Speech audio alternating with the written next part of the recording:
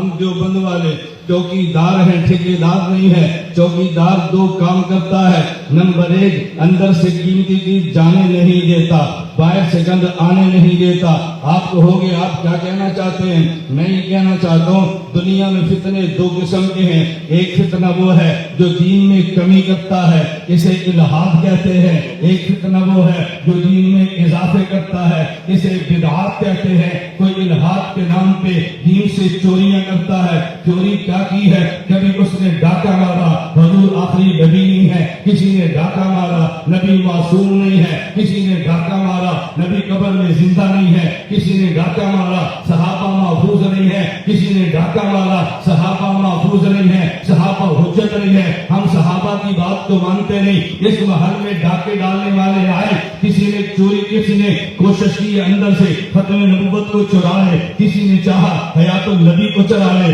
کسی نے چاہا عصمت نبوت کو چرا لے، کسی نے چاہا حجیت حدیث کو چرا لے، کسی نے چاہا حفاظت صحابہ کو چرا لے۔ اور کئی آئے جو گند والے تھے، انہوں نے باہر سے گند اندر پھینکا، بدعات کے نام پہ پھینکا۔ بدعات ہر علاقے کی کئی ہیں، آپ اس کو اچھی طرح سمجھ سکتے ہیں۔ تو دو قسم کے ڈاکو آئے، ایک وہ تھے جن نے پیغمبر کے دین میں کمی کرنے کی کوشش کی، الحاد والے ہیں۔ کسی نے گند باہر سے ڈالنے کی کوشش کی، جو بدعات والے ہیں، جو بند والے ٹھیکیدار نہیں، چوکیدار بن کے کھڑے ہو گئے۔ یہ الحاد کے نام پہ دین کے اندر سے چوری ہونے نہیں دیتے، بدعات کے نام پہ گند اندر آنے نہیں